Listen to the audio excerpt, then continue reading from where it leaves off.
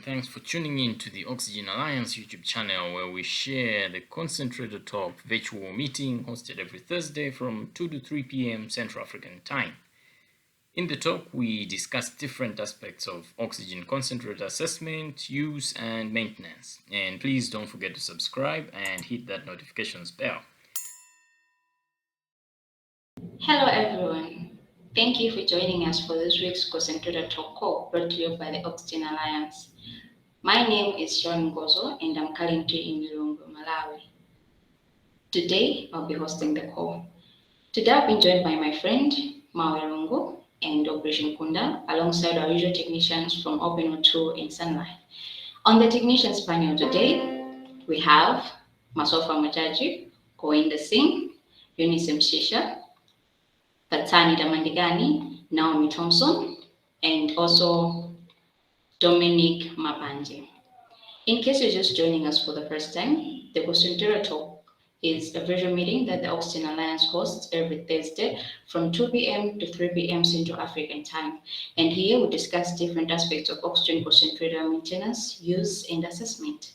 So in case you have any questions pertaining to oxygen concentrator assessment or use, you can email to us in advance via our email info@oxygenalliance.org, and our technician will do their best to bring you the best solutions. So for those just joining us, please do share with us your email address in the chat so that we can add you to our emailing list so that we can update you anytime new information has been added. So as usual, today we also have a topic of interest. And today's topic of interest, we're talking about pressure relief valve. And Fatani Tamandigani will take us through this. So without wasting much of your time, we dive into the questions. The first question says, hello, I'm a biomedical technician working at a certain district hospital. I was working on a J5 oxygen concentrator when I switched on and the low pressure indicator alarm was on and it was giving out low oxygen purity. After servicing the compressor and refilling the sieve beds, the purity only increased to 85%. What else can I do to increase the oxygen purity? I'll ask one of our technicians to help out this technician. We have a hand from Eunice. Go ahead, Eunice. Thank you very much for the question. There are a number of reasons for low oxygen purity, and these include leakages, worn-out compressor service kits, degraded zeolite, and low pressure, just to mention a few. But more on this was well explained in the topic of interest during the Concentrator talks that happened in December last year, where we were talking about troubleshooting and fixing common problems in oxygen concentrators. And it was a series. The link about this topic will be pasted in the chat. So let me congratulate you for the job well done by refilling the sieve beds with new zeolite. I hope you did not just do this task randomly without actually checking the number of hours your concentrator has been running. Yes, it's good to check for the number of hours because after a certain period of time, the zeolite in the sieve beds degrades, losing its nitrogen binding capacity, leading to low oxygen purity. So usually, zeolite needs to be replaced after 5,000 hours of running. And this can be checked on the Hobbs meter or the hour meter, depending on the model of oxygen concentrator that you're working on. So maybe if your oxygen concentrator is giving you low oxygen purity, or maybe it's not performing the way you want it to, don't just be carried away and then refill the beds with new zeolite. You need to check first how many hours has your concentrator been running. Don't just waste zeolite, but please, first of all, check for the number of hours. Then the compressor is an important part of the concentrator, and this one acts as a pump, providing the necessary pressure for the pressure swing adsorption process. And this process happens in the sieve beds. When the kits of the compressor are worn out, then the compressor's output pressure decreases, and this negatively affects the PSC process. So you can visibly see that the kits are worn out, and the kits I'm talking about include the caps, the sleeves, the O-rings, and the gasket. The compressor sometimes also produces a squeaking sound if the kits are worn out. So sometimes when you switch on the oxygen concentrator, you can hear a very terrible noise, and that's just a sign telling you that your compressor needs servicing. So if you had these signs and service the compressor, then you also did a very good job, and another congratulations for you. So just to add on to what you've already done, I would advise you to check for any leakages, because leakages will lead to losing oxygen into the atmosphere. Therefore, you will get low oxygen purity at the patient outlet. So use soapy water to check for these leakages while the concentrator is running and seal the leakages accordingly. But be careful. Don't spill any water on the board, and also check for any exposed wires that are not insulated. And make sure you don't spill any water on these, because you can shock yourself. We don't want to hear stories like our fellow technician has died because of shock. Please make sure that you follow safety rules before you are handling these tests. Yeah, so before testing for leakages, make sure all wires are well insulated to avoid shocking yourself. Another thing that you have to know is that every oxygen concentrator is designed to operate at a specified pressure. So, because the oxygen concentrator was informing you that there is low pressure, the first thing you needed to do was to check for the pressure itself. Because if the pressure is more than or less than the one required, then your oxygen concentrator will surely give low oxygen purity. You need to check for the purity using you need to check for the pressure using an oxygen analyzer. And if you don't have this instrument, you can use a pressure gauge and compare the pressure with that specified in the manual of the oxygen concentrator that you're working on. So in your case, for the G5 oxygen concentrator, the recommended pressure range is from 40 to 70 kPa, kilopascals. So if the pressure you're getting doesn't fall in this range, you have to adjust on the pressure regulator until the pressure falls in this range. You need to wait for a few minutes before measuring the oxygen purity to avoid getting false readings. And please, when you're adjusting on the pressure regulator, please be gentle. Don't just use force, because you can destroy your pressure regulator, and then you're going to also cause other secondary problems. So be careful when you're handling this. I hope I have helped you with your question. And back to you, Sharon. Thank you very much, Eunice, for that well-detailed explanation and for the safety rules. So make sure to be safe. Just an addition, when you're checking for the leak, just make sure you have a waster so that when you're done checking for the leakages using the soapy water, you wipe away all the water droplets. Any comments from the technicians? If we have no questions or comments, we move on to our next question. And it says, hello, I'm a technician working on the Rubis 525 oxygen concentrator. After turning on the machine, the compressor turns off after running for a few minutes, and it is very hot. What could be the problem, and how can I rectify it? So I'll ask one of our technicians to help out this technician.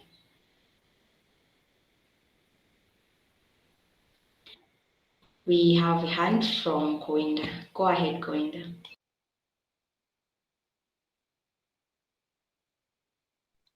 Thanks, Sharon, for the question. The number one possible cause of overheating WB's 5 to 5 concentrator is a defective cooling fan. The purpose of cooling fan is to provide a continuous stream of air to cool the compressor, and it is located at the bottom of the underneath the compressor, as you can see on the presentation. So if the cooling fan malfunctions, it can trigger the compressor's internal thermal cutoff mechanism, which will shut down the compressor to prevent the damage. In such an event, it may take several minutes for the thermal cutoff device to reset, allowing the compressor to cool down before restarting. Therefore, it is crucial to inspect and repair or replace the cooling fan promptly to avoid the recurrence of this problem. The fan in the Devil Beast 525 is rated 220 volt AC, and if it is defective, it must be replaced by following steps. Before starting any repair work, unplug the unit from the wall outlet. Remove the cabinet by unscrewing all the cabinet screws. Remove the compressor by removing compressor mounts from the bottom of the concentrator using a 10 mm torque spanner. Disconnect the terminals of the cooling fan. Take note of the fan and fan guard position before removing the four screws that secure the fan to the unit's base. Another thing to take note is the direction of the airflow of the fan. So as we can see in the presentation, there is a mark, red arrow mark. There we can see the rotation mark. So another direction of the fan. Take note of how the fan is positioning in the regards to the airflow. The 525 fan, the airflow arrows points down, meaning it draws hot air from the inside the concentrator to the outside of the machine. So remove the faulty fan and securely install the replacement fan using the four retaining screws. When installing the fan, ensure that the airflow direction arrow on the fan side is directed away from the compressor and that the fan guard is properly reinstalled. Reconnect the electrical connection and finally reinstall the compressor and plug your machine to wall outlet to test the machine. So now we have to check if it is working. Thank you, Sharon. Thank you very much, Corinda, for that more detailed explanation. I hope the technician has been helped. Do we have any questions from the audience or additional comments? Okay, if we have none, we have a poll at the end of this question, and I'll ask Maui to launch the poll. Right, thank you very much, Sharon. So I'll be launching our first poll of the day. And the poll reads, have you ever replaced a fan in an oxygen concentrator? Have you ever replaced a fan in an oxygen concentrator? So pretty sure this should be an easy one. Those of us who have had a chance of working on a concentrator with a damaged fan, you might have noticed all the features that Kowinda explained to us. All right, so the votes are coming in, and it seems most of us have ever replaced a fan before, but still, if you haven't done this before, so I think if you just follow the steps that Kowinda has just explained, you should be able to get that one sorted out without any issues. All right, so I'll be ending the poll, and I'll hand it back to you, Sharon. Thank you very much, Maui. Okay, now we move on to our next question, and it says, hello, I'm a nurse at a certain hospital. I have connected a J5 oxygen concentrator to a patient. After some time, I went to check on the patient and placed the concentrator's LCD backlight button to check the time.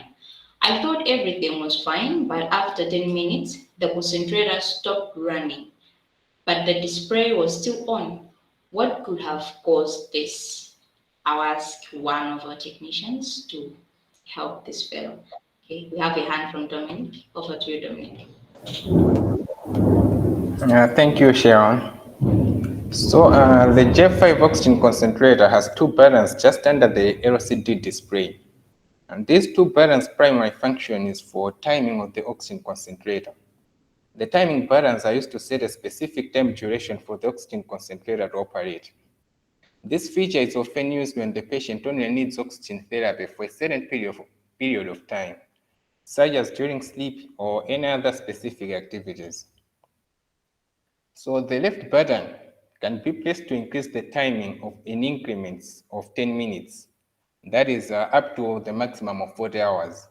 And conversely, the right button can be placed to decrease the timing in increments of 10 minutes also. When the timing has been reduced to 0 by pressing that right button, the oxygen concentrator will turn off automatically, which is exactly what happened with your J5 concentrator.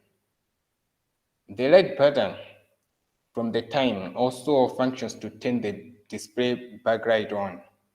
To do this, you have to press and hold the right button for at least 3 seconds, and the display backlight will turn on. Thank you, Sharon.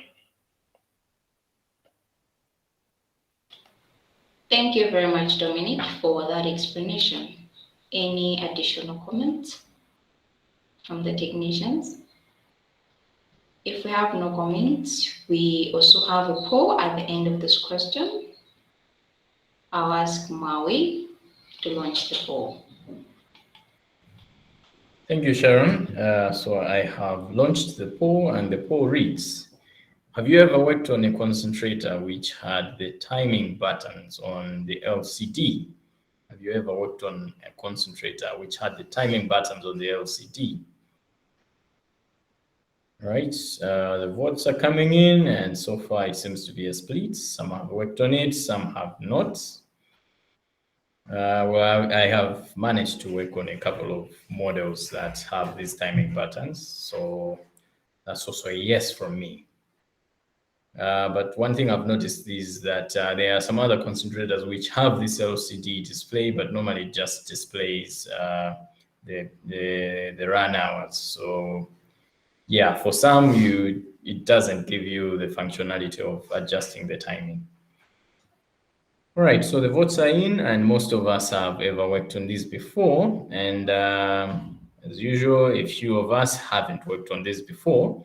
So if we happen to encounter a concentrator with LCD buttons or have an issue with regards to these buttons, I think now we know where to start from and how to handle any situation that may arise from such a model. All right, so I'll end the poll and hand it back to you, Sharon. Thank you very much, Maui. So for those who are just joining, you're welcome. And for those who are new members, please do share with us your contact details in the chat so that we can add you to our emailing list. So we proceed with the questions. And the next question says, hello, I'm a technician from a certain district hospital, and I would like to know how I can check the pressure in the sieve beds of a DeVurbis 525 oxygen concentrator. I would like to know how I can check the pressure in the sieve beds of a DeVurbis 525 oxygen concentrator. So I'll ask someone who can help our fellow friend on how to check the pressure. Okay, we have a hand from Naomi. Go ahead, Naomi. Thank you very much, Sharon, for that question. So as we all know, the oxygen concentrator works on pressure swing absorption, and that involves air being circulated in the unit at different pressures. And there are a number of pressures that the oxygen concentrator runs on. If anyone would need more details on this, we have a topic of interest that was done on 3rd of November 2022, and the link will be pasted in the chat. So all these pressures are important for the performance of the machine, and they need to be kept at the recommended range. If you increase or decrease, there might be effects to the purity that you get. The process of purifying the air in the sieve beds happen at high pressure for the zeolites to be able to absorb the nitrogen from the air. So the pressures in the sieve bed normally falls and rises at different intervals. So the rising happens when the bed is feeding, that is taking in pressurized air from the compressor through the rotary valve or the solenoid valve, and it falls when it's depressurizing or exhausting. So if you want to measure the pressure in the sieve beds, you need to have a pressure gauge and a pressure test assembly. So you basically turn off the unit and remove the cabinet covers so that you can be able to access the sieve beds. So you notice that the sieve beds of the DeVurbis 525 have pressure test points, and some of them might have a manifold where you can conduct the test from. So when you remove the covers, you'll be able to see the sieve beds with the pressure test points. So in the graphics, we have the pressure gauge and the sieve bed, and also where the white tubing is connected to, that's the pressure test point for the sieve bed. So you turn on your machine and set it at its maximum flow. So if your machine is a 5 liter per minute machine, you adjust it to the maximum flow, and then you let it run for about 5 minutes. And then you take note of the pressures with the pressure gauge. So normally the pressure should be able to rise to about 20 to 30 psi when feeding, and it should be able to drop to about 1 to 5 psi when it has depressurized. So that is how you can test the pressure of the sieve beds. Thank you very much, Sharon. Thank you very much, Naomi, for that well-detailed explanation. Do we have any additional comments from the audience? Okay, if we have none, before I go to the next question, so we have a question in the chat from Kelvin. The question is it possible to know oxygen purity without an oxygen meter? Is it possible to know oxygen purity without an oxygen meter? So anyone who is free to answer this one, you can raise a hand or you can come off mute. Is it possible to know oxygen purity without an oxygen meter or oxygen analyzer?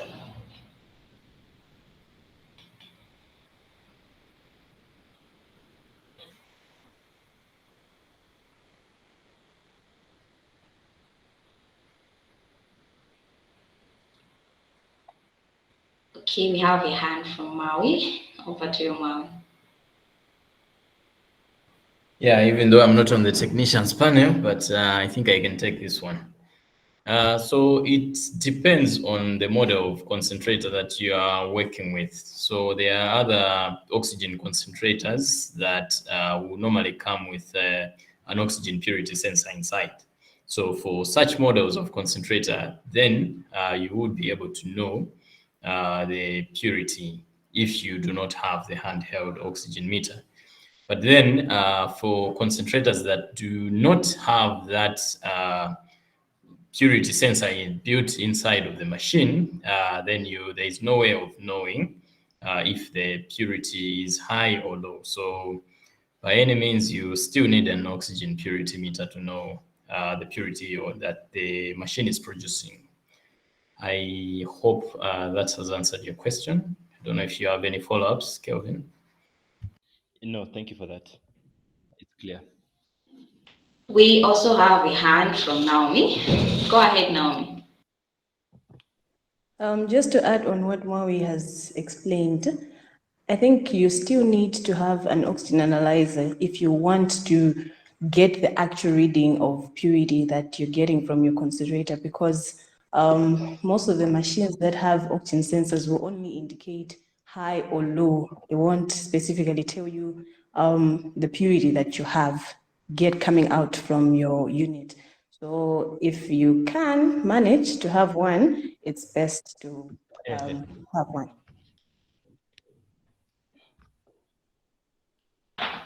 Thank you very much, Naomi. Just to add on what I've said, I've come across a concentrator which was learning in the wards and was being used on patients. So this concentrator, it did not raise any alarm, it didn't have any LED on. When I tried to check the purity was 21%, but no alarm. But they were using the concentrator. So I think having an oxygen analyzer is really important. Despite that we have alarms installed in the concentrators, but you still need to have one. So I think your question has been answered, Kelvin. Or if you have any other follow-up questions, please, you can paste them in the chat and we'll discuss about it. Thank you for that. You're welcome. Now, we move on to our next question. And it says, I'm a biomedical engineer. I was doing preventive maintenance of oxygen concentrators at a healthy facility. And I discovered that a lot of 5 liters concentrators have big sieve beds like the Rubis 515, J5, and UL. But I came across Dry 525, which is delivering 5 liters as well, but has more sieve beds compared to the other concentrators.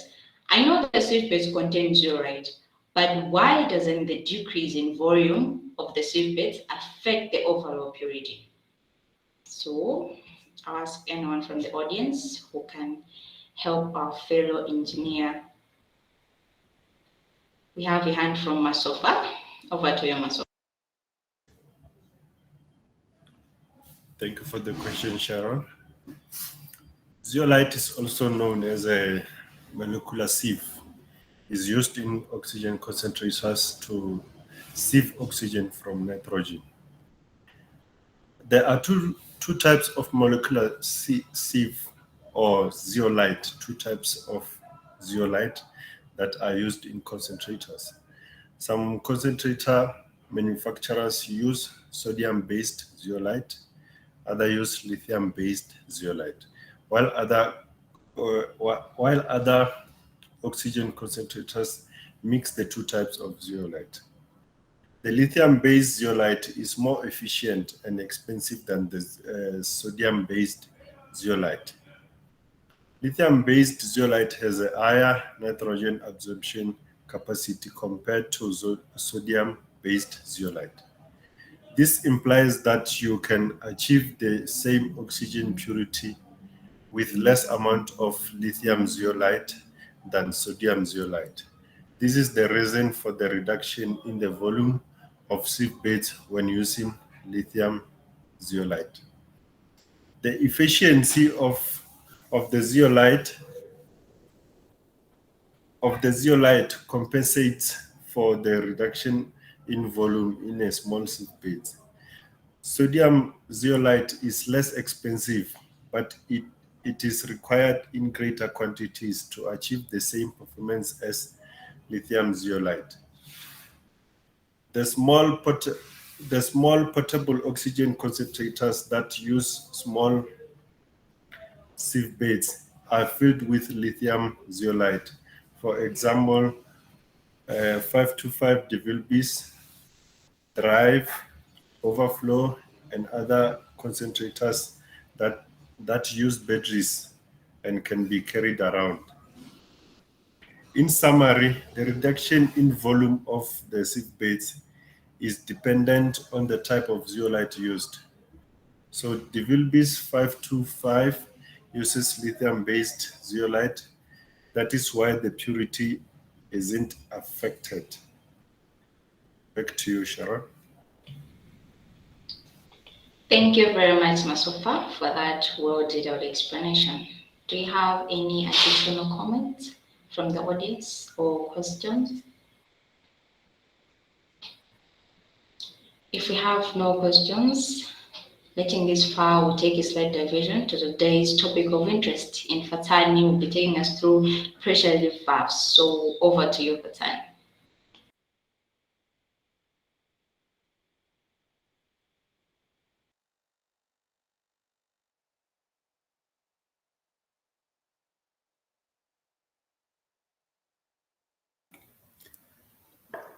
All right, thank you, Sharon.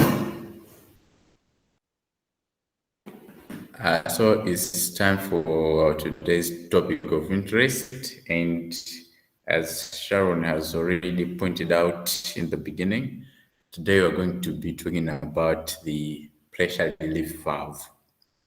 Pressure relief valve. Maybe we have seen it, or we are maintaining the concentrator and we have heard something popping, and we're wondering what is it. So we're going to look into details of that thing that is called the pressure relief valve. So what is a pressure relief valve? A pressure relief valve is basically a safety device that is designed to protect equipment and systems from overpressure situations. So in these relief valves, they are used in compressors for oxygen concentrators to prevent damage or failure that can be caused by excess pressure buildup. So what you see in the graphics, on the left you have a pressure relief valve in DeVilbiss 525, and on the right you see the pressure relief valve in a DeVilbiss 515. So these pressure relief valves, they are used to limit the amount of compressed air pressure in a system so that it does not build up above a certain level that can cause damage to the concentrator. So how are these relief valves designed? The pressure relief valve it mainly consists of a bore, which is also called a poppet, as you can see in the graphics. Uh, it consists of a bore or a poppet, compression spring, and sometimes an adjustment screw. So you see in the graphics, the design inside the pressure relief valve, the spring, the poppet, the vent tube, which is also called the outlet, and the body connected to the threads for connecting to your compressor, and the cap just so the spring inside that pressure relief valve, it is used to keep the poppet in its seat. So that poppet will remain in its seat when, as long as the pressure in the system is less than the spring force or spring tension. But when the pressure rises above the spring tension, the poppet will be forced up and air will be let out through that vent tube or the outlet.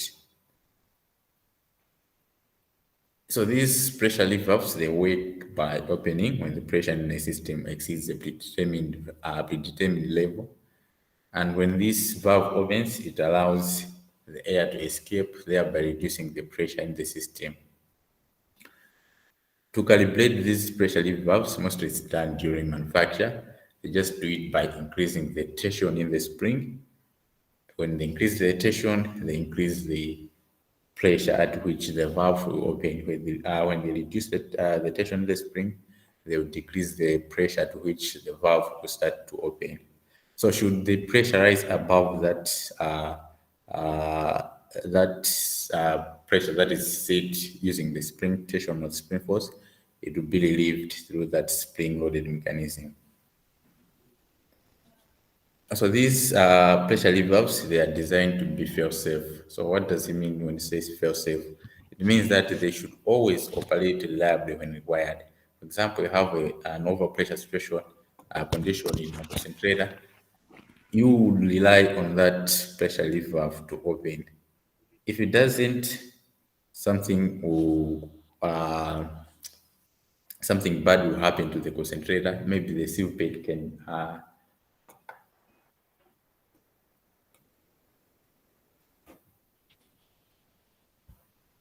all right, so most oxygen concentrators, they use those pressure relief valves that will pop whenever there is an overpressure condition in the concentrator.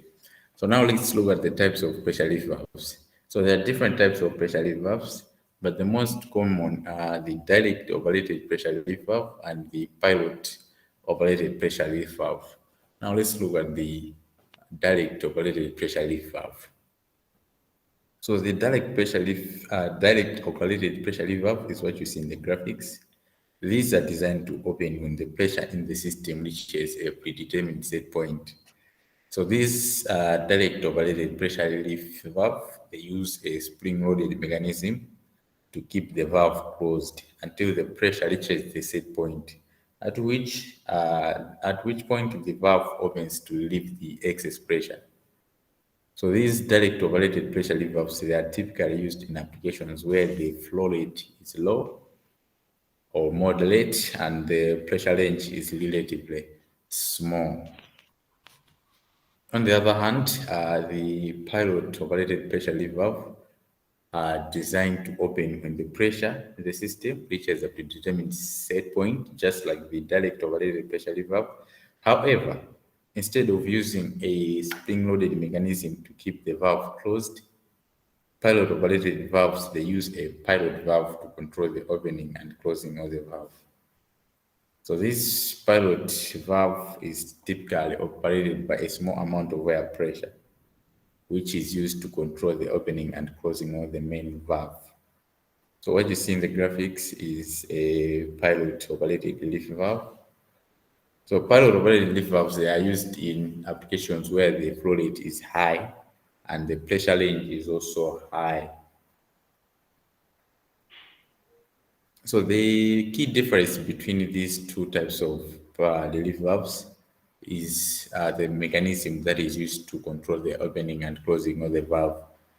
As I've already said, direct operated valves they use spring-loaded mechanism, while pilot operated valves they use a pilot valve. Also, these direct operated valves they are simpler in design and less expensive, which makes them ideal for use in oxygen concentrators. One, since oxygen concentrators they don't deal with high flow rates and very high pressures, and also something that is affordable. Therefore, they opt for these direct operated relief valve as compared to pilot operated relief valves. Pilot relief valves, despite being expensive and more complex, but then they offer better control over the opening and closing of the valve, which makes them suitable for applications where high flow rates or large pressure ranges are required, as I've already pointed out. So before proceeding to the relief valve used in oxygen concentrators, let's look at the concept called cracking pressure. So every relief valve and every valve, we have even the check valves, they have what is called the cracking pressure.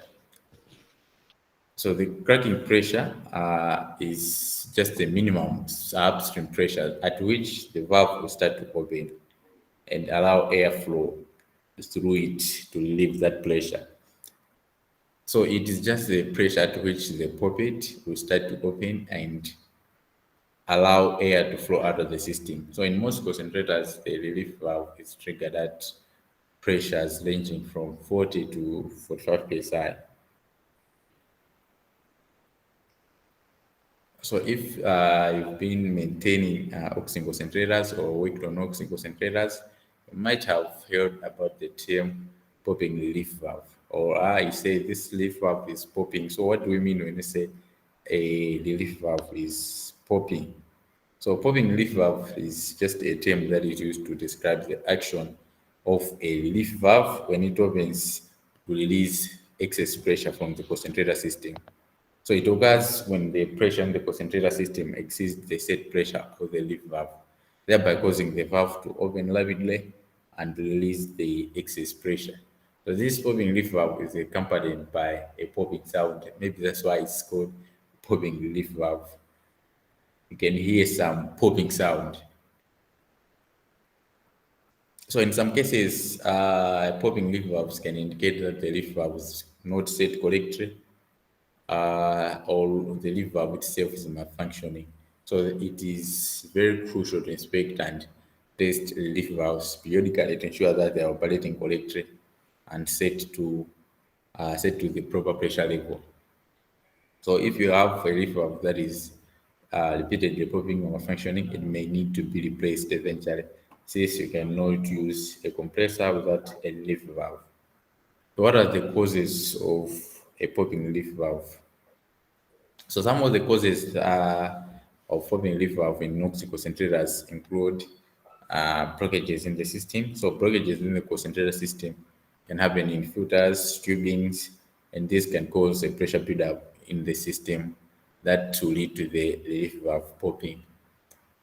A defective valve plug can also cause the leaf valve to pop. So oxygen concentrators, they use either a solenoid valve plug or a rotary valve, depending on the manufacturer. For example, in the Devil Beast 525 and 51 series, they use a rotary valve.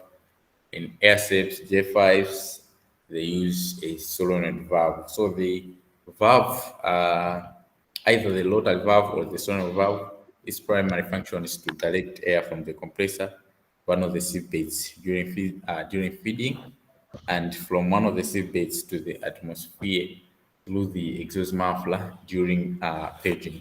So if the valve plug is faulty or defective, air pressure may not be able to move from the compressor to the sieve beds. This will result in a pressure buildup that can cause the relief valve to pop. Blocked sieve beds can also cause popping relief valve. So when the sieve beds in an oxygen concentrator become blocked, it can cause a pressure buildup that triggers the relief valve to pop. So the sieve beds are where the pressure swing adsorption process occurs, and inside it there is the molecular sieve zeolite that absorbs nitrogen when pressurized and releases it when depressurized. So over time, the zeolite can clump together, especially when it comes into contact with water. Forming these clumps can form obstructions that can impede air movement. So if the air is impeded, air movement is impeded, uh, it can lead to pressure buildup in the system. And to prevent damage from that pressure buildup, the relief valve will pop, thereby releasing the excess pressure. Sometimes also if the relief valve is defective, as I've already pointed out, it can cause popping. So it is very good to check the integrity of a relief valve before proceeding to replace it. So how can we check the integrity of a relief valve? How can we possibly know that this relief valve is fault and this one is okay? So in order to check the integrity of the relief valve, you need a pressure gauge. Either digital or an analog pressure gauge can be used for this purpose. So it is important to make sure that the maximum pressure capacity of that pressure gauge that you are going to use in this test is higher than the cracking pressure of the relief valve being tested. For instance, the cracking pressure of the relief valve used in DevOps is 525. Its cracking pressure is 40 psi. So they have a pressure gauge capable of handling pressures above 40 psi is required for this testing. So the whole setup is what you see in the graphics. So to inspect the integrity of the relief valve, you should turn off your concentrator and detach the hose from the compressor exhaust. Then you need to connect the pressure gauge to the exhaust and apply thread tape if you use a threaded connection to prevent any potential leaks. So the whole setup is what you see in the graphics. You have the pressure gauge we used here. We used an analog pressure gauge that is connected to the outlet of the compressor. And there on the left, you see the pressure relief valve. So you need to connect exactly as you have done in that graphics. So once the pressure gauge is connected to the exhaust, you switch on your concentrator and monitor the pressure at which the relief valve activates. So if the relief valve activates at a pressure lower than its rated cracking pressure, it indicates a faulty relief valve and it has to be replaced. However, if the valve activates at or near its rated cracking pressure, then the valve is functioning correctly. And if you see that the valve is functioning correctly, then that will tell you that the valve is popping because there is some pressure buildup inside, which is caused by some blockages inside the system, and you have to check out and find those blockages and make sure that they're fixed and your relief valve will stop popping. But if you find that the relief valve is defective, then you have to replace it. And before replacing the relief valve, you have to check your service manual to see the cracking pressure of that relief valve, so that you can replace it with some a relief valve that has the same cracking pressure as that one that is defective. So, reaching this far, that is all that I had for you in today's topic of interest. Thank you for your attention, and over to you, Sharon. Thank you very much, Fatani, for that well-detailed topic. So we have learned about pressure relief valves. Maybe we just saw them in concentrators, but I've known about them now. We have been told their types, why do they misbehave, the reasons behind why they pop sometimes. So any comments or questions from the audience? If we have none, just a reminder for those who are just joining us, if you haven't sent us your contact details, please do so in the chat so that we can add you to our emailing list. So now we return to our questions.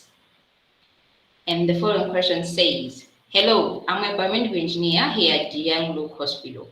We have oxygen cylinders used as a backup source of oxygen in case an oxygen concentrator is underperforming or during emergencies. Can an oxygen analyzer, which we normally use for concentrators, be used to test the oxygen purity of the air coming from an oxygen cylinder? Additionally, there is a concentrator that produces a maximum of 15 liters per minute, but the current analyzer can only accurately measure flows up to 10 liters per minute. What options are available to accurately measure the oxygen output of the concentrator given the current analyzer's limitation? So I'll ask anyone from the audience who can help our fellow technician. We have a hand from Naomi. Go ahead, Naomi. Okay, thank you once again, Sharon. So an analyzer has different components, and one of them is the oxygen sensor. And 9 different types of oxygen sensors that can be used, but then the commonly used oxygen sensors are the electrochemical oxygen sensor and the ultrasonic oxygen sensor. So the electrochemical oxygen sensor measures a chemical reaction within the sensor that creates an electrical output proportional to the oxygen level. Analyzers with this kind of sensors are cheap and have a lifespan of 2 years because the chemical becomes inefficient as time passes by. So in the graphics, we have the electrochemical sensor, like one of the examples of the electrochemical sensors. And the second one is the ultrasonic oxygen sensor. This one has a sensor that uses sound speed to measure the amount of oxygen in a gas or liquid sample. So analyzers with this sensor do not specifically have a lifespan because the oxygen sensor continues to work as long as the electrical components are okay. So it functions properly as long as the electrical connections are okay. So in the graphics, we see an oxygen sensor that uses the ultrasonic concept. These analyzers that use ultrasonic sensors have also the ability to measure the oxygen flow in addition to the purity. And most of the times they have a maximum flow rate or pressure that are specified mostly at the back of the analyzer or in the user manual. So when you get your analyzer, it's best to check the readings at the back of the analyzer, or you can check in the manual how much pressure or flow the oxygen analyzer can be able to take up. So in the graphics, we just see one of the analyzers, the back panel that is, that shows the pressure, but also the flow that it can be able to withstand. High flow rates or out of range flow rates result in inaccurate readings being displayed. So for the first part of the question, an oxygen analyzer used on an oxygen concentrator should not be used on oxygen cylinders unless the analyzer has a maximum pressure and flow rate specifications that match that of the oxygen cylinder, or unless you use a pressure regulator or a flow meter being installed so that you can be able to reduce the pressure and the flow rate to obtain an accurate purity reading. Otherwise, you get inaccurate readings. And the second part of your question, it is likely that the oxygen analyzer that you're using uses an ultrasonic sensor as shown in the graphics area. So the ultrasonic sensor relies on measuring the movement of time of sound waves in a fluid to determine the flow rate. So at low flow rates, the fluid will produce reliable measurements.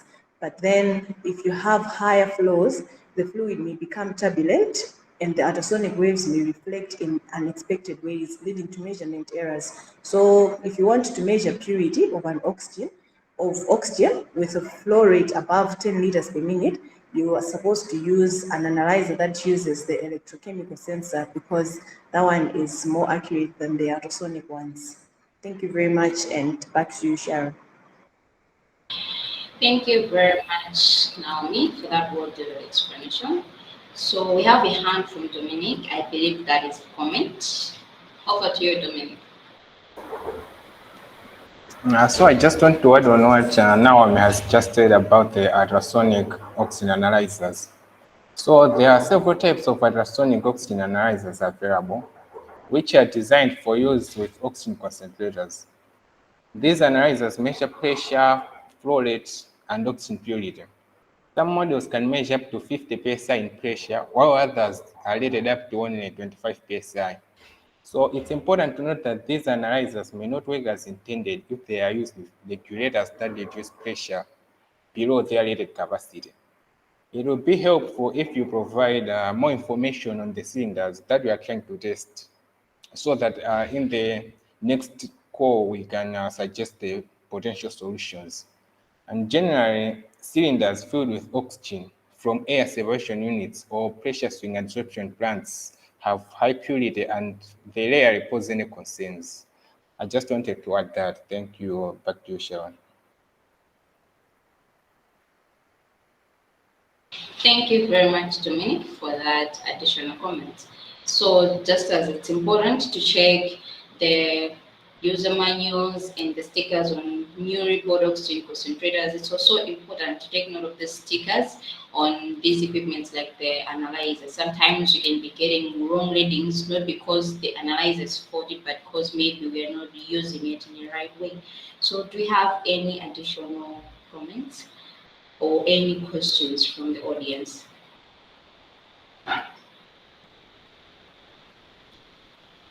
Okay, if we have no questions, we move on to our last question, and it says, "Hi, I'm a technician here at St. Francis Palau Community Hospital.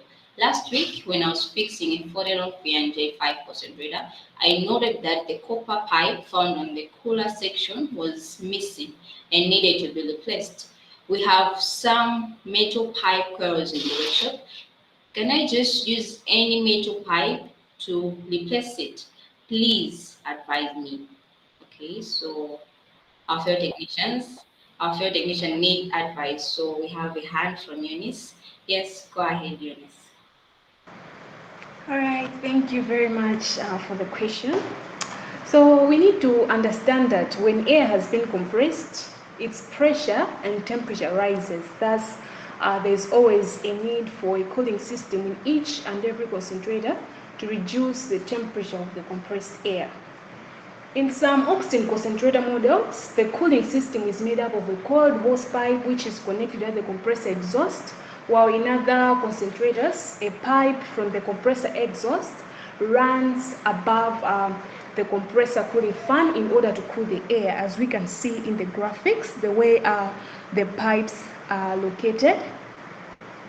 So the cooling system of a Longfian J5 oxygen concentrator is slightly different. So this one consists of a fan and a coiled copper pipe with aluminum fins on its surface. As we can see in the graphics, the arrow is pointing at those black, they're looking like stripes, and those ones are the aluminum fins. So the fan that is on top helps in cooling the compressor, while the coiled copper pipe helps in cooling the pressurized air from coming from the compressor exhaust before it reaches the molecular seed beds. Copper and aluminum are commonly used in heat exchange systems mainly because of their thermal properties. Copper and aluminum have a higher thermoconductivity, which means that heat passes quickly through these metals. The thermoconductivity of copper is 399 watts per meter Kelvin, just below that of silver.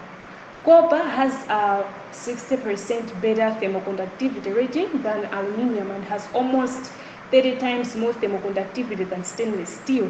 As we can see in the graphics, we can see a chart showing us thermoconductivity of different metals. So in the case of the J5 oxygen concentrator, the heat in the air coming from the compressor in the copper pipe will pass quickly through the copper coil and aluminum fins into the air around it. So to answer your question, it is not right to just pick any metal available in the workshop just to replace the copper coil in the J5 oxygen concentrator. Make sure that a copper coil is also used as a replacement. If another metal with undesirable thermal properties is picked, then inefficient air cooling will occur, and this will actually affect the purity of the oxygen concentrator. Thank you very much, and back to you, Sharon.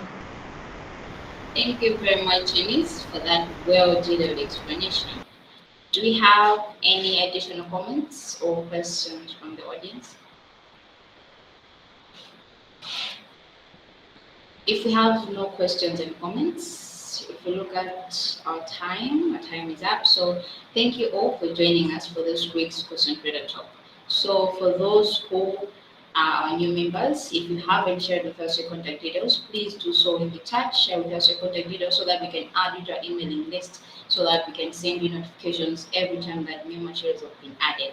So remember, we meet again next week, same time, where we'll be talking about different aspects on oxygen concentrator maintenance, use, and assessment. So if you have any questions for us, please send it and first to us to our email info@oxygenalliance.org, and we'll do our best to help you with the required solutions. So please, if you're talking about any questions that maybe you have ever come across it, or maybe it's related to any scenario that you have ever faced, please, you can raise your hand or you can come off mute and please share with us.